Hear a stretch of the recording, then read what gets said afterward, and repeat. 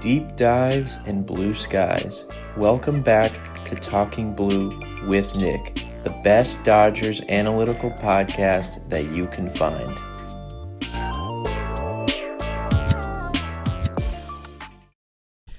How we doing, everybody? Welcome back to Talking Blue, the best Dodgers analytical podcast that you can find. I'll be your host, Nick, and today we are previewing the Dodgers-Giants series, which will begin this weekend in Los Angeles in Dodger Stadium. Two of the best teams in the NL so far, two best teams in the NL West so far. It has not been the Dodgers and the Padres, it's been the Dodgers and the Giants. They're very jumbled up. Giants are, at the moment of recording, a half game back of the Dodgers.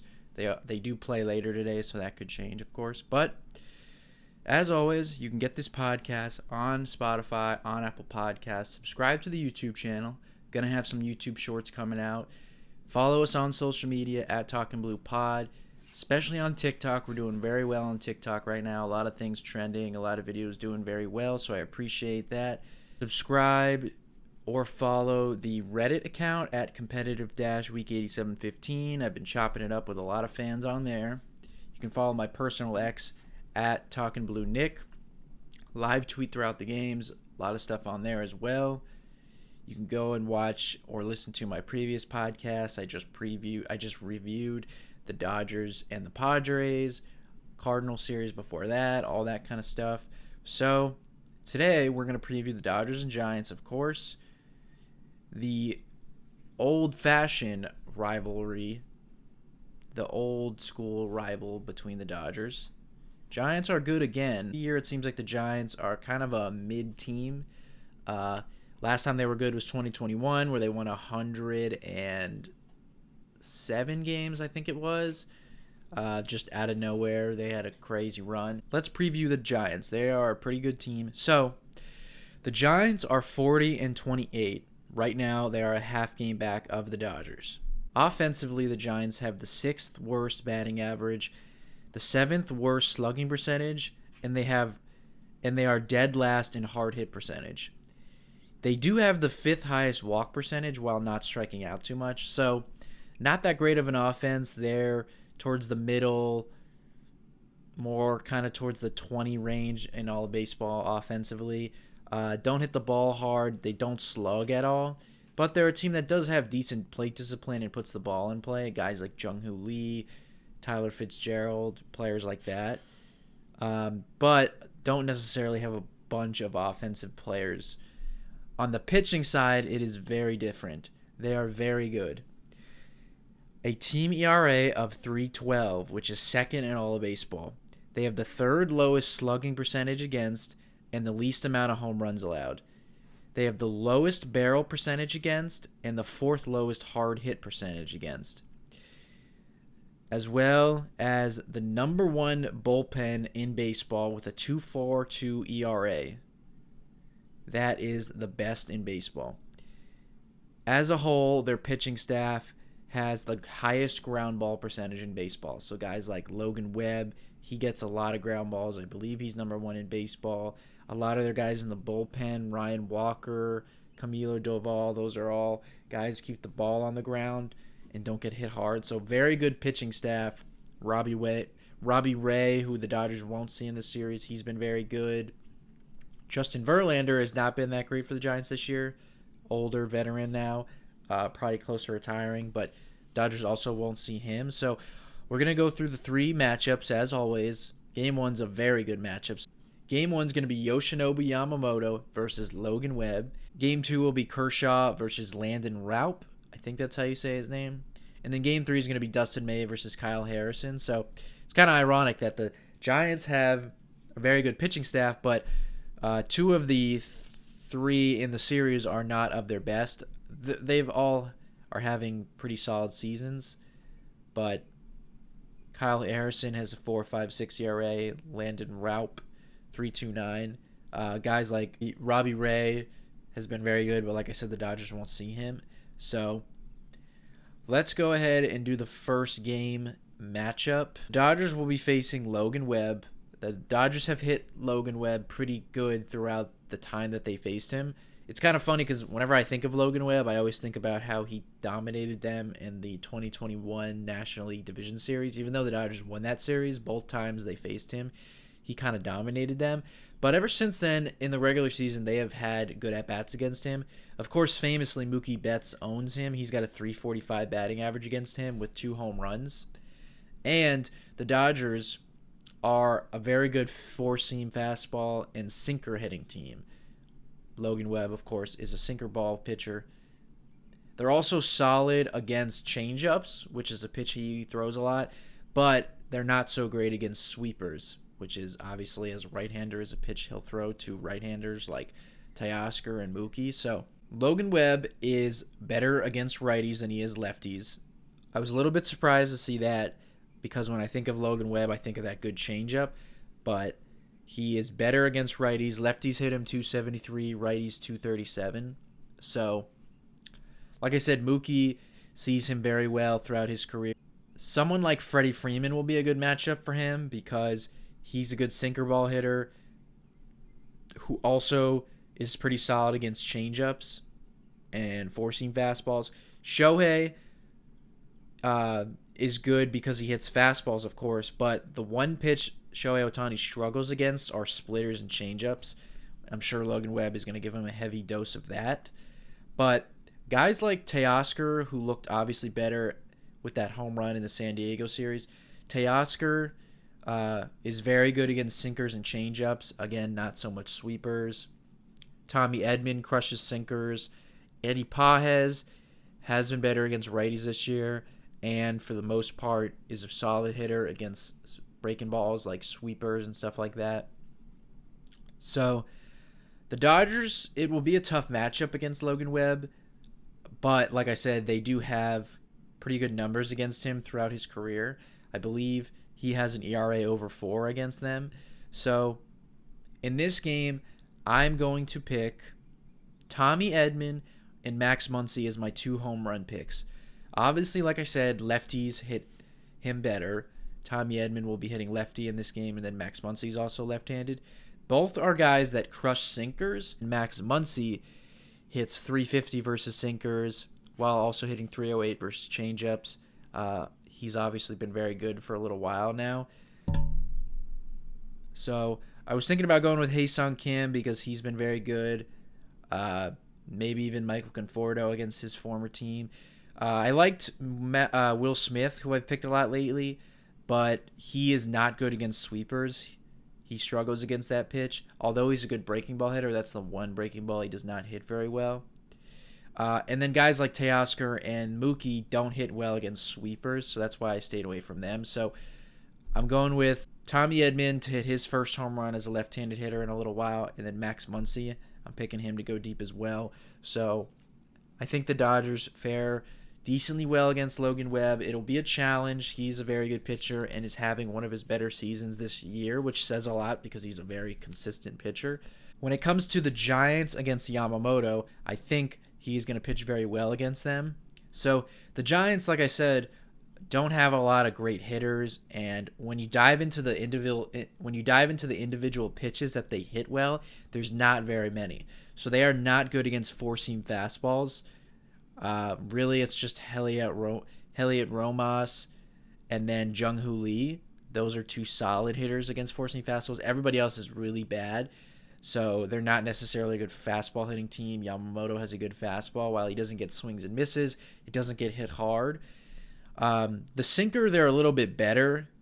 Guys like Tyler Fitzgerald. When it comes to changeups and splitters, Yastrzemski, Ramos, and then Jung-Hoo Lee are good against changeups. Everyone else is then really bad. But against the splitter, they are pretty bad. There isn't really anyone who has good numbers against splitters. So they don't hit fastballs well, specifically four-seamers, and they don't hit splitters well.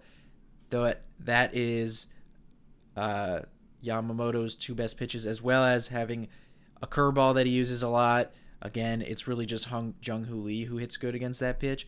So I think that Yamamoto is going to pitch good against the Giants. Said not a great offensive team, so he should be able to keep the ball on the ground. Might not get too many strikeouts because the Giants don't get a bunch of strikeouts, and they do walk a little bit, so Yamamoto does need his command to be dialed in. But I think he's going to pitch well against the Giants Friday night. The crowd there's going to be a lot of people there. It's going to be pretty electric. So I think Yamamoto will show up. He tends to show up in those big games. So I like him against the Giants. So let's go ahead and go to game 2. This will be on Saturday, June 14th. I didn't even mention that the first game will be Friday the 13th, so that's pretty scary. Game 2 will be Clayton Kershaw versus Landon Raup. I hope that's how his name is pronounced. He's been pretty solid for the Giants this year. So we'll dive into him really quick. Landon Raup, he's got a 3.29 ERA, 26-year-old right-hander. So he throws a lot of pitches, so his most often used pitch is a curveball. Then he goes with the sinker, so he's a sinker ball pitcher. Also throws a changeup and a cutter. So he limits hard hit damage, like I said, like a lot of Giants pitchers, keeps the ball on the ground. He's in the 93rd percentile in hard hit percentage, 74th percentile in ground ball percentage. So just like Logan Webb, he keeps the ball on the ground a lot. Now, he is good against left-handed pitching. Like I said, I'm sure that is because of his curveball. Lefties hit 229 against him, but then righties hit 290 against him. So when you dive into his individual pitches, like I said, the curveball is most often used pitch. It's got a 157 batting average against with a 38% whiff rate. So he's got a very good curveball. But the sinker, 364 batting average against. The changeup, 189. And then the cutter is 316. So the reason he's very good against lefties, the curveball and the changeup are very good. The reason he's very bad against righties, the sinker gets absolutely hammered. In this game, I'm going to pick Teoscar Hernandez and Mookie Betts as my 2 home run picks. Teoscar, I picked him last series to go deep. He didn't go deep in the exact game I predicted, but he did eventually go deep. It was off a right-hander as well. So hopefully that unlocks Teoscar. Hit the ball out to the big part of the field in San Diego, dead center. And then Mookie's at-bats have looked a lot better lately. Wasn't necessarily as hot in San Diego as he was in St. Louis, but he did still get a couple hits and has continued to improve as of late. In the month of June, he's looked pretty good. So both of them hit sinkers very well. Like I said, that is one of his worst pitches. It gets absolutely hammered. Mookie hits sinkers very well, 314 against sinkers. And then Teoscar Hernandez hits 375 against sinkers. Again, Teoscar has struggled as of late, but I like those two guys against Raup. Again, I think the Dodgers could fare well against him. Having a very good curveball changeup mix could be interesting. Guys like Shohei struggle against changeup. And then Freddie Freeman, actually one of the only pitches Freddie Freeman doesn't hit very well against is curveballs. So in this game, you should look for a lot of the left-handed hitters to be kind of neutralized. Like I said, he is better against lefties. So an interesting pitcher that keeps the ball on the ground and has 2 good pitches in his curveball and his changeup. So we'll talk about Kershaw really quick. Obviously, throughout Kershaw's career, he's been very good against the Giants. But he's been a little bit up and down since coming off the injured list. Now, his last start against the Cardinals was definitely the best he's looked so far. He's got his ERA down to 4.35. The one thing Kershaw is doing very well is limiting barrels. Now, when it comes to hard hit percentage, it's the opposite. So just so people know, because that might be a little bit confusing, a barrel is what is considered like a perfect hit ball. 95 or above, and I believe it also is a certain launch angle. Hard hit percentage is just how many balls are hit hard overnight. So a guy could hit a ball 110 miles an hour, hit it into the ground, and that's a hard hit ball. So Kershaw, the one thing he's doing is not allowing hard hit balls in the air and stuff like that. But other than that, a lot of his expected numbers do not look great. He's got, like I said, a 4.35 ERA, but and his expected ERA is 4.67. So you're always going to believe in Kershaw because he's always been good throughout his career. Obviously, he's one of the best pitchers of all time. But right now, his slider has a 343 batting average against. His four-seamer actually has been better with a 241 batting average against, and then the curveball is at 231. Splitter is at 250. So one thing Kershaw needs to get figured out is the slider, because that pitch has been getting hit hard. Now, again, the Giants are not a good offense, and against sliders, they are not good. Only Jung-Hoo Lee is solid against sliders. Everybody else is very bad. So look for Kershaw to use that pitch, try to expose the Giants, a pitch that they're not good against. Like I said, his fastball has actually been solid, and then the curveball has been pretty good. So he's going to use all three of those pitches. So it would be really nice to see Kershaw have another really good start and kind of see him continue to rack up some good games, get his numbers in a better spot, and have him feeling good. So look for him to pitch pretty good in this game. Again, I don't think he'll dominate the Giants, but I wouldn't be shocked to see him give the Dodgers 5 innings, 5 1/3, 5 2/3, maybe even 6 innings, 2 runs, 5 strikeouts, something like that. Just give the Dodgers a shot, turn it over to the bullpen. Hopefully game 1, Yamamoto can go pretty deep and pitch pretty well. So in game 2, the Dodgers will have a pretty rested bullpen. So that's pretty much it with game 2. Like I said, against Raup, I'm picking Teo, and I'm picking Mookie to go deep. We'll see what Kershaw looks like. Then we will go to game 3. This will be Dustin May versus Kyle Harrison. Dustin May, of course, has kind of continued to not pitch too great, but go somewhat deep into games. So we'll talk about Kyle Harrison. If you're not familiar with him, he's a young left-hander, very young left-hander, who's actually been in the big leagues for 3 years now.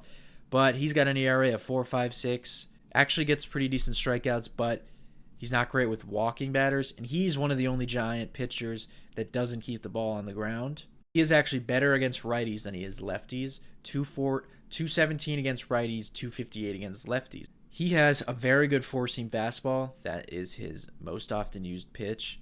He has a 175 batting average against that, but after that, his slurve that he throws, 381 batting average against, and then the changeup that he throws has a 286 batting average, but a 424 expected batting average. So he has a very good four-seam fastball, but the two other off-speed pitches that he throws are very bad and get hit hard. So, like I said, he is actually better against right-handed hitters. So maybe could pick some left-handed hitters in this game. But I picked Tommy Edman to go deep in game 1. So in this game, I'm going to pick Will Smith and Shohei Ohtani as my 2 home run picks. Will Smith is very good against off-speed pitches, like I said earlier. He's very good against curveballs and stuff like that, changeups, sinkers. He crushes left-handed pitching, and we've highlighted before, he's one of the best hitters in baseball with runners in scoring position. Isn't as great against four-seamers, and Harrison does have a good four-seam fastball. I like the matchup for Will Smith. And then Shohei, I'm just picking him more because Kyle Harrison isn't as good against lefties. And I'm picking Shohei to get a little bit hot. Shohei eventually will go through some stretches like he does now where he's a little bit cold, but then he's always going to heat up and go on an absolute tear like he did throughout the month of May. Usually he gets very hot in June throughout his career, so he's been cold for a little bit, and I think he's going to heat up eventually, so I think he goes deep on Sunday Night Baseball. And then quickly, when it comes to Dustin May, hopefully Dustin May can just give the Dodgers a chance. Like I said, they're not a great fastball hitting team, but the pitch they do hit solid is sinkers.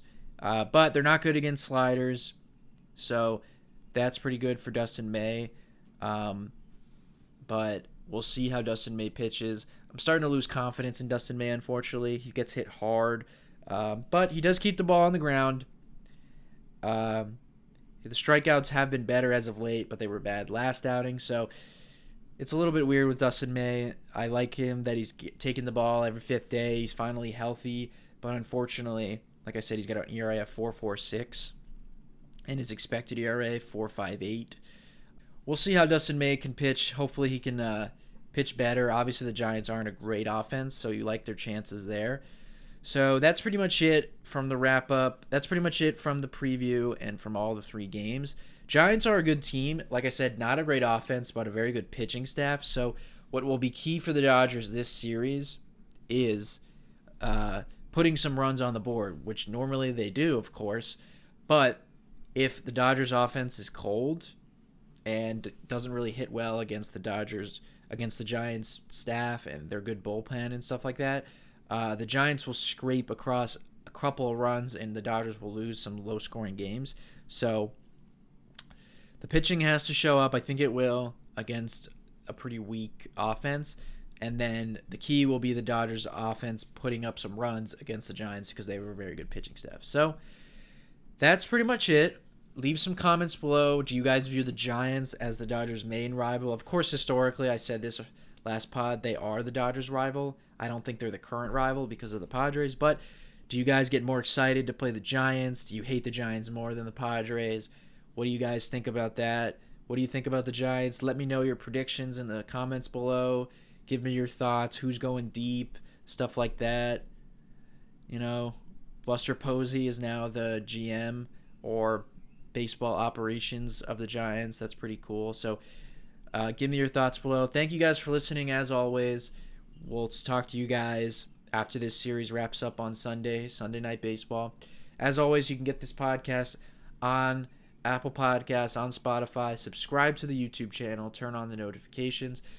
You can follow us at social media at Talking Blue Pod. Follow myself at Talking Blue Nick. Follow the Reddit at competitive-week8715. Thank you guys for listening. We will see you guys on Sunday.